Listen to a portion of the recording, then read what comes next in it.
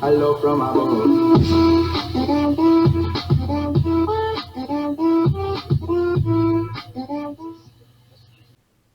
Hello guys, welcome to my Minecraft Let's Play. Today we're going to be doing some Algebra 2. As you can see, we have our first question. The point 512 is a point on the terminal side of theta in standard position. Find the exact value of the 6 trigonometric functions for theta. First thing we're going to want to do is we're going to want to create a coordinate plane, just like this. And we can guesstimate where our point would be. So it's going to be about right here at 512. And then with this, what we can do, we can create a right triangle out of this point. And what one side is going to be, the side length is going to be 5 right here, because we know that the x value is 5, so then that's just 5. And then our y value is going to be 12, because our y value is 12. And so what we're going to want to do is we want to try and find this third side in order to figure out our 6 trigonometric functions. And the way we're going to do that is we're going to do a simple Pythagorean theorem. 5 squared plus 12 squared is equal to c squared. So now we have 25 plus 144 is equal to c squared. 25 plus 144 is 169. Then we just take the square root of both sides, and then we can get 13 is equal to c. So now, using what we know here, I'm going to rewrite the triangle right here. And this is, right here is going to be theta. And then we have 5, side length 5 here and 12 here. And then using this one, we're going to bring that up here to have 13 right here. So now, the 6 trigonometric functions, we're going to start with sine of theta is going to be, that all we're going to do is do s SOHCAHTOA. So we have s and then opposite over hypotenuse, and then ka, then adjacent over hypotenuse, and then toa. And we're going to use this for sine. So we look at angle theta, and what is the opposite angle? It is 12. Opposite side is 12. So then it's going to be 12 up here, and then the hypotenuse is 13. So then sine is 12 over 13. Cosine of theta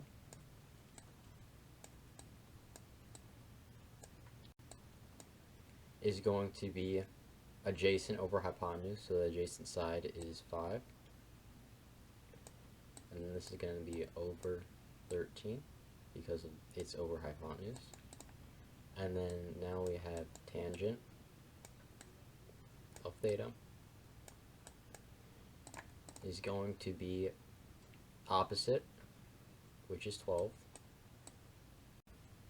over adjacent, which is 5. And then that gets us to this. So now we're going to continue on to cosecant, secant, and cotangent of theta. And all we're going to do is use these same ones that we just found and bring them down here and just flip them around. So this is going to be, cosecant is going to be 13 over 12 and then secant is going to be 13 over 5, and tangent is going to be 5 over 12. Cotangent, I mean. I don't know if I said that. That's how you do problem number 1. And now we're moving on to problem number 2, which is find the reference angle and a positive and negative coterminal angle of 241. So we're going to start off just like the last one and create our linear plane, or plane. And so what we're going to do, we're going to start with mapping our angle of 241 degrees. It's going to be about right here. And so first we have to figure out what quadrant it is in. This is quadrant 1, this is quadrant 2, this is quadrant 3, this is quadrant 4. Okay, so when we're talking about finding the positive and negative coterminal angles, we're going to want to either add 360 to the original or subtract 360 to get the positive or negative. So if we take 241 and we get a calculator and we add 360 to it, we will get 601 degrees, and that will be our positive coterminal angle. And then we take it and we subtract 360 degrees, then we'll get negative 119 degrees. So then that's our answer for the positive and negative coterminal angles. Now we have to find the reference angle. To find the reference angle, we want to know the angle between the x-axis and our terminal side. So we want to know this angle right here. And in order to find that, it's different from whatever quadrant you're in. So for the first quadrant, it's just going to be the angle itself. For the second quadrant, we're going to do 180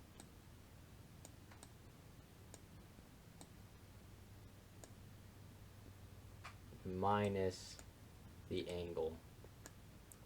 And then for quadrant 3, we're going to do the angle minus 180.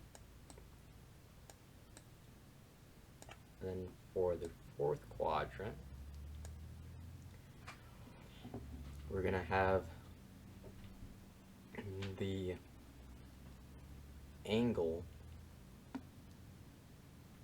360 minus the angle.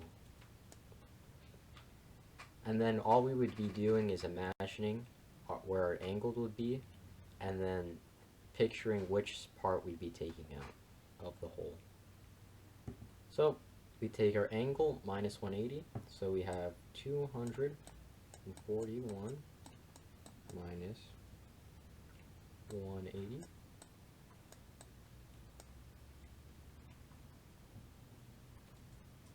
And that gets us 61 degrees. So our reference angle is 61. And that's how you do number 2. So for this next question, what we're going to want to do is we're going to want to picture a unit circle. So again, we're drawing our coordinate plane. Now we're drawing a circle. If you're good at math, then you should be able to see this in your head. But if you're not, then this is just to help you guys out.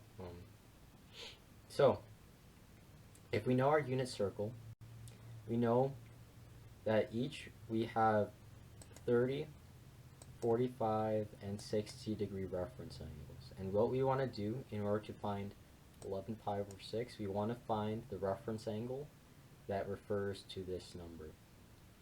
So what we're going to do, we're going to go around the unit circle, either in your head or on paper, and start filling these things out. So then this will be pi over 6 over 6. This will be 2 pi over 6, or 1, or pi over 3, whatever you want to call it. This will be 3 pi over 6. This will be 4 pi over 6. We skip the 45. This will be 5 pi over 6. This will be 6 pi over 6 right here. This will be 7 pi over 6. Skip the 45. This will be 8 pi over 6. This will be 9 pi over 6. This will be 10 pi over 6. Skip the 45. And this one will be 11 pi over 6. So this is where our angle will be. As we can tell just by looking at it, this will be a 30-degree reference angle.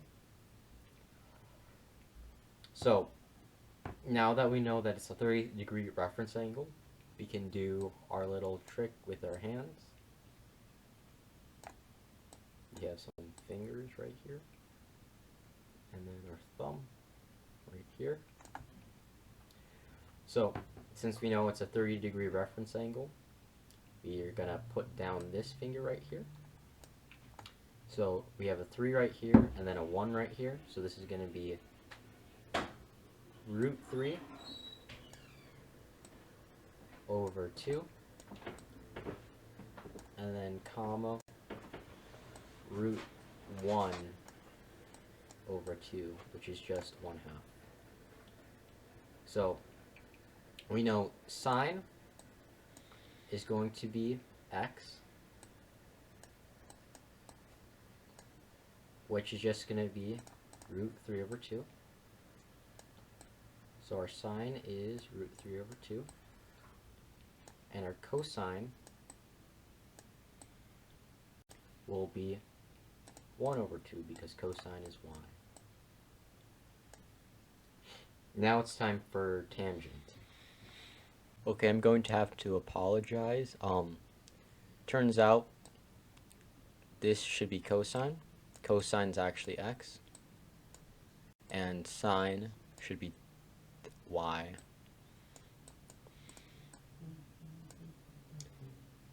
And then what we're also going to want to do is look at the unit circle and figure out which quadrant we're in. So we're currently in quadrant 4. And that means our x will be positive and our y is going to be negative. Of course, this is going to be different for different quadrants. So in quadrant 1, we're going to have positive and positive.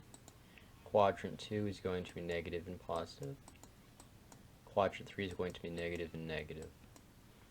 But since in this case we're in quadrant 4, it's going to be negative, and since it's on the x, on the y, I mean, we're going to apply it to the y, so it's going to be negative 1/2. So now for tangent, what we're going to want to do is we're going to want to put sine over cosine. So our sine is negative 1 over 2. And then we're going to put that over root 3 over 2. This is a simple equation. All we're going to want to do is rewrite it like this. Negative 1/2 multiplied by the reciprocal of root 3 over 2, which is just 2 over root 3. You can do some cancellations right here. And we're left with negative 1 over root 3. And then we're going to multiply negative 1 over root 3 by root 3 over root 3 to get rid of the root 3 in the base, in the denominator. This is going to get us negative root 3 over 3. And this is our tangent right up here. If you had this memorized, then you didn't need to do all of that, and you probably could have just plugged it in, but probably not as smart as you. So cosine is going to be root 3 over 2. Sine is negative 1/2, and tangent is negative root 3 over 3. For this final question, we're going to be using a calculator to solve the equation to the nearest tenth of a degree using the restrictions given. So we're trying to find the sine of theta is equal to 1/2 between 0 and 360. So since we know that the sine is positive, and we also know, because it's sine, that it's in quadrants, it's going to be in quadrants 1 and 2. So then using that information, we can also figure out that since we have a half right here, we know that cosine is x and sine is y. So now we have to find a unit on our unit circle that has a sine of 1/2, which is going to be our 30-degree reference angle. So the reference angle of this is going to be 30 degrees. And since we want it in quadrants 1 and 2, I mean these two quadrants right here, we're going to take one is going to be 30 degrees, and then the other one is going to be 150 degrees, because that is the reference angle that it is referring to. And that's how you solve all 4 equations. I hope you have a wonderful day. Don't forget to like and subscribe, and smash that like button. And I'll see you all in the next video.